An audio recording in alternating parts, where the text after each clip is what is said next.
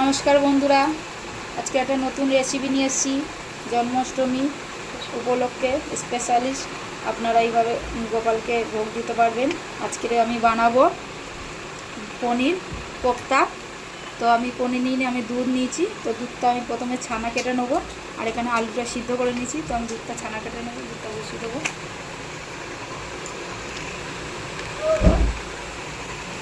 তো দুধটা ঢেলে দিলাম।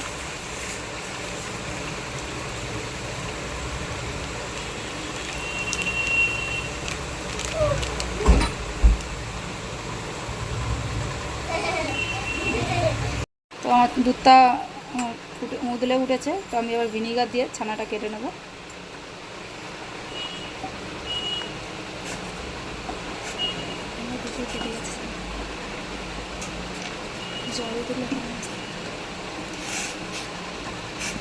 আমার ছানাটা কাটা হয়েছে। আমি বেশি এটাকে করবো না, শক্ত করবো না, ছানাটা একটু নরম থাকবে।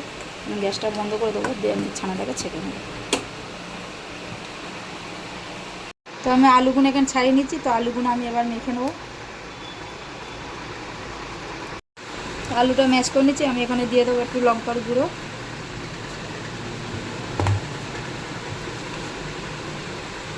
এখানে স্বাদ অনুযায়ী লবণ।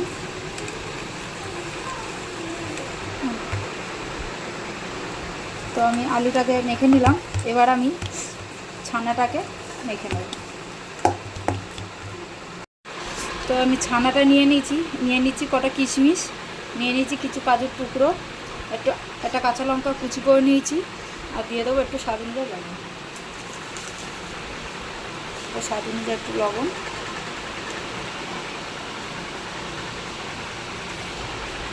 দিয়ে দেবো, একটু স্বাদ অনুযায়ী অল্পটা চিনি। এবার এইগুলো তুমি একসাথে মেখে নাও।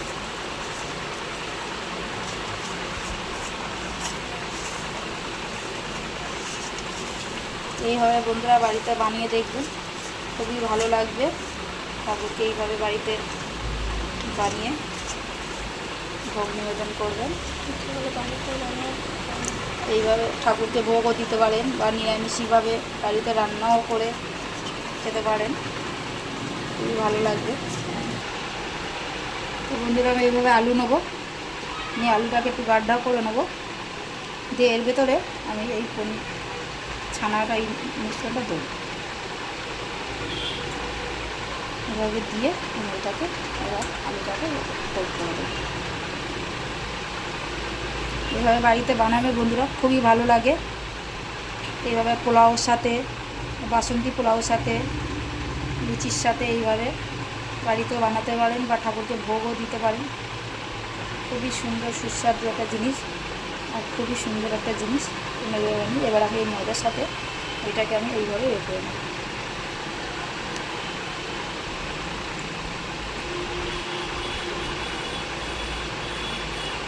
তো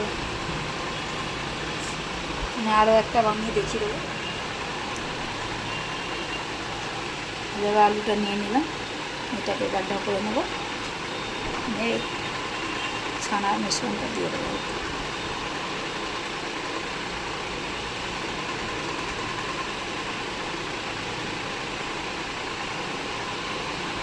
খুব সুন্দরভাবে নিয়েছি। এবার এটাকে আমি এর সাথে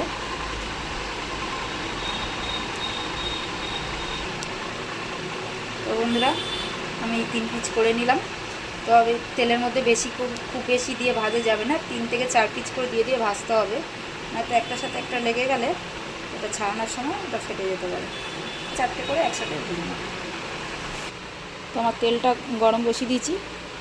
তেলটা খুব তেজ আঁচ হলে হবে না, হালকা গরম থাকবে, কম আঁচে এটাকে ভাজতে হবে। তো আমি এটাকে ছেড়ে দিই।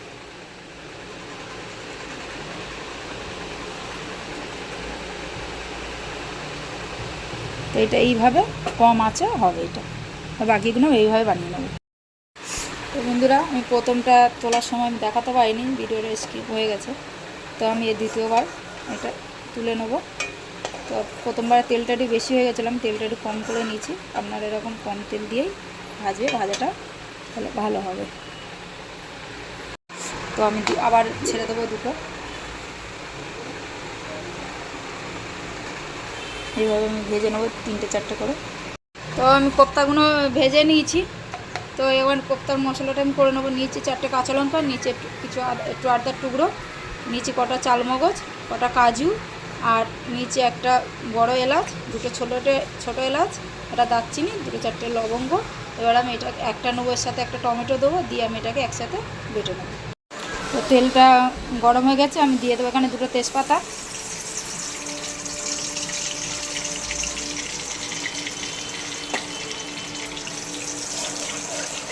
দিয়ে দেবো মশলার মিশ্রণটা।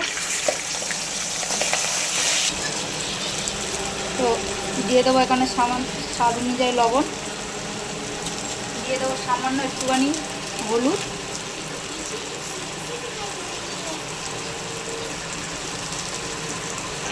দিয়ে দেবো এখানে সামান্য অল্প পরিমাণ চিনি।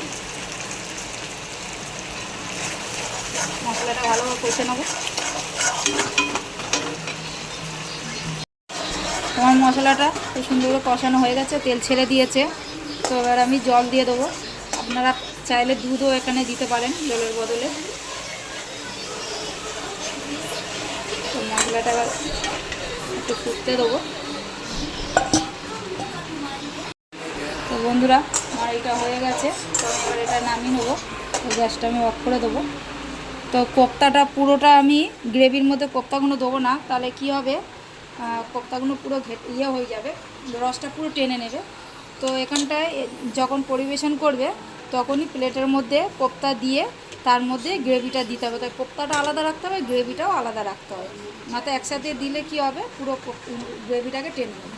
তো এখানে আমি কোপ্তা নিয়ে নিয়েছি 3টে, তার মধ্যে আমি অল্প করে গ্রেভিটা দিয়ে পরিবেশন করে আপনাদেরকে দেখালাম। তো এইভাবে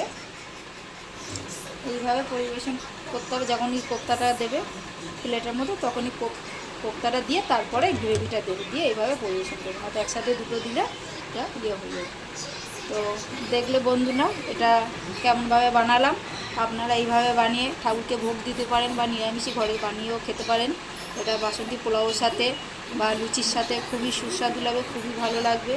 যদি ভালো লাগে তাহলে অবশ্যই করে লাইক, শেয়ার, কমেন্ট করবে, সাবস্ক্রাইব করবে, আর এইভাবে আমার পাশে থাকবে, আমার নতুন নতুন ভিডিও দেখতে থাকবে। আজকের মতন টাটা।